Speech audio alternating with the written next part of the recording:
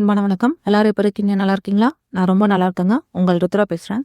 இன்றைய பதிவுல இந்த வெய்ய காலத்துக்கு ஏற்ற மாரி இருக்கக்கூடிய ரஸ்னா செய்முறைய தான் நம்ம பார்க்க போறோம். அது நீங்க பாட்டில்லயும் போடலாம், பேக்கெட்லயும் போடலாம்.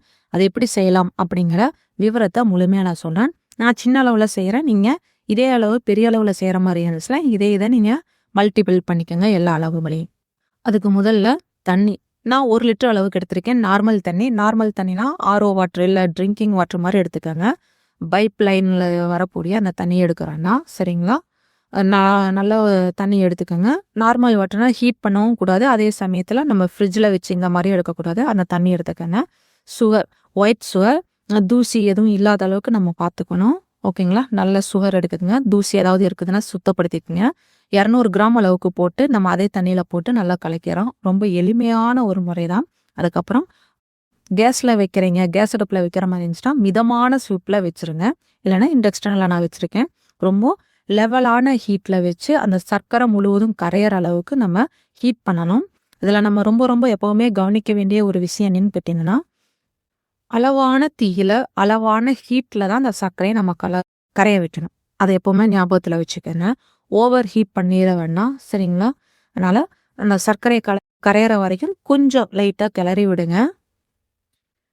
நம்ம ஸ்டவ்ல வச்சாலும், இண்டக்ஷன் ஸ்டவ்ல வச்சாலுமே 2ல எந்த அடுப்புல வச்சீங்கனாலும் நீங்க கைவிடாம கிளறி விடுங்க. சர்க்கரை முழுவதும் கரைஞ்சிருச்சுன்னா போதும். கரைஞ்சினதுக்கு அப்புறம் நீங்க என்ன பண்ணணும்னு கேட்டீங்கன்னா, அந்த தண்ணிய வடிகட்டிருங்க. இந்த சர்க்கரையில சில நேரங்கள்ல சர்க்கரையில தூசி இந்த மாரி ஏதாவது இருந்துச்சுன்னா, அது இதாகும். அதனால வடிகட்டிருங்க. இன்னொரு பாத்திரத்த எடுத்து வச்சுக்குவோம். இன்னொரு பாத்திரத்துல நம்ம வடிகட்டிரணும். அது எப்பவுமே இந்த விஷயத்துல நம்ம எப்பவுமே கொஞ்சம் கவனமா இருக்கணும். ரஷ்னாங்கிறது ஒரு 2, 3 பேரு ரொம்ப கம்பல் பண்ணி கேட்டிருந்தாங்க. என்ன பொறுத்தவரைக்கும் ரஷ்னாவோட நான் ரோஸ் மில்க்குக்கு மட்டும் தான் அதிகமான முக்கியத்துவம் குடுப்பேன். போன வாரத்திலேயே ஒரு 2, 3 ஃபங்ஷனுக்கு சிறுதானியத்திலிருந்து பால் எடுத்து அந்த இதுல இருந்து நம்ம ரோஸ் மில்க் தயார் பண்ணி நம்ம அத குடுத்துருந்தோம். அது நம்ம சேல்ஸுக்காக நான் குடுக்கல. விற்பனைக்கு இல்லை அப்படிங்கிறது தான் நானு ஸ்டிக்கர் ஒட்டியே தான் நான் குடுத்துருந்தேன். ஒரு ஃபங்ஷனுக்காக. ஓகேங்களா? இந்த இத நம்ம பார்ப்போம். இதுல ரஸ்னாவுக்கான எசன்ஸ்ன்ட்டு நீங்க எசன்ஸ் கடையில உங்களுக்கு கிடைக்குது. அந்த எசன்ஸ் வாங்கிக்கங்க. அதிகபட்சம் 3 எம்எல். 3 எம்எல். சரிங்களா? ரொம்ப அதிகமாவும் சேர்த்தக்கூடாது. 3 எம்எல். இது கலர் மட்டும் தான் குடுக்கும். இதுல வேற எதுவுமே இல்ல. ரஸ்னாங்கிறது ஒரு சர்க்கரை தண்ணி தான். இத நானு பெஸ்ட் சாய்ஸ் அப்படின்னு நான் சொல்லவே மாட்டேன். ஆனா 90ஸ் காலத்துல இருந்தவங்களுக்கு தெரியும். இது ஒரு அவ்வளோ ஒரு இதா விரும்பி எல்லாருமே இந்த ட்ரிங்க்ஸ் எடுத்துக்குவோம், சாப்பிடுவோம்.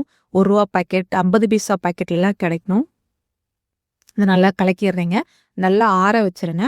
ஆற வச்சதுக்கப்புறம் நீங்க 100 எம்எல், 200 எம்எல் பாக்ஸு இல்லைன்னா உங்களோட பாக்கெட், பிளாஸ்டிக் பாக்கெட்டா இருந்துச்சுன்னா, ஃபுட் கிரேட் பாக்கெட் நல்லதா தரமானது வாங்கிட்டு அதில ஊத்தி பேக் பண்ணிருங்க. சீல் வச்சுருங்க. நான் பாட்டில்ல ஊத்திர்றேன். பாட்டில்ல ஊத்துற மாரி இருந்துச்சுனாலும், நீங்க பாக்கெட்ல ஊத்துற மாரி இருந்துச்சுனாலும் எஃப்எஸ்எஸ்ஐ சர்டிஃபிகேட் எடுக்கணுங்கிறத ஞாபகத்துல வச்சுக்கோங்க. அந்த லைசென்ஸ் நம்பர், எஃப்எஸ்எஸ்சி நம்பர் அதில நிச்சயமா நம்ம போட்டிருக்கணும். உள்ள என்னென்ன சிபி இருக்குங்கிற விவரங்களையும் நம்ம குடுத்துட்டு, நம்மளோட அட்ரஸ், நம்மளோட மொபைல் நம்பர் இதெல்லாமே போட்டு ஸ்டிக்கர் ஒட்டி தான் நம்ம குடுக்கணும். ஸ்டிக்கர் இல்லாம நம்ம குடுக்க வேண்டாம். பாட்டில்ல குடுக்குற மாரி இருந்துச்சுன்னா, கண்டிப்பா அந்த மாரி நம்ம பண்ணணும். பாக்கெட்ல போற மாரி இருந்துச்சுனாலும் ஸ்டிக்கர் ஒட்டுறது ரொம்ப ரொம்ப நல்லது. செய்யணும். சரிங்களா? நான் பாட்டில்ல ஊத்திர்றேன். ஃபில் பண்ணிர்லாம். இவ்வளோதான். ரொம்ப ரொம்ப சிம்பிளான ஒரு இது. அளவுகள் பார்த்தீங்கன்னா, எல்லாமே 1 லிட்டர் அளவுக்கு தான் நான் சொல்லியிருந்தேன். இதுவே நீங்க 5 லிட்டர், 10 லிட்டர் அளவுக்கு செய்ற மாரி இருந்துச்சுன்னா இது பண்ணிக்கங்க. இது 3 நாள் வரைக்கும் உங்களுக்கு நல்லாயிருக்கும். ஃப்ரிட்ஜில ஸ்டோரேஜ் பண்ணிக்கலாம். ஃப்ரீசர்ல வச்சுக்கலாம். ஃப்ரீசர்ல வச்சிங்கன்னா நல்லா உங்களுக்கே தெரியும். நல்லா அப்படியே கல்லு மாரி, ஐஸ் மாரி ஆயிரும்.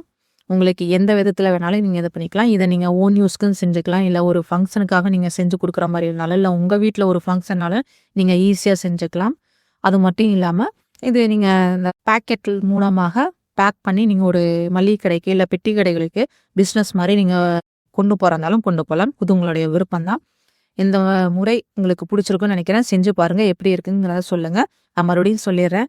இது முழுக்க முழுக்க சர்க்கரை தண்ணி, கலர் எசன்ஸ் தான். என்ன பொறுத்தவரைக்கும் ரோஸ் மில்க் அப்படிங்கிற அந்த ஒரு இதுக்கு தான் நான் அதிகமான முக்கியத்துவம் குடுக்குறது. முதலையும் கூட நான் கெமிக்கல் யூஸ் பண்ணியிருக்கேன். அதுக்கப்புறம் ரோஜா இதழோட சாரத்த அதிகமா எடுத்திருந்தேன். இப்போதைக்கு நான் ரோஸ் மில்க் நான் எப்படி குடுத்துட்டுருக்கேன் அப்படின்னு பார்த்தீங்கன்னா, சிறுதானிய பால்ல இருந்து தான் நான் எடுத்து குடுத்துட்டுருக்கேன். இத பத்தின முழுமையான விளக்கம், அதாவது சிறுதானியத்துல இருந்து ரோஸ் மில்க் எப்படி தயாரிக்கிறது அப்படிங்கிற முழுமையான விளக்கம் நம்மளுடைய சிறுதானிய மதிப்பு கூட்டுதல் வகுப்புல இருக்கு. கலந்து கொள்ளுங்கள். அனைவரும் பயன்பெறுவோம். உங்களுக்கான ஒரு அடையாளத்தை உருவாக்கிக் கொள்ளுங்கள். அனைவரும் தொடர்ந்து இணைந்து முன்னேறுவோம். நன்றி, வணக்கம்.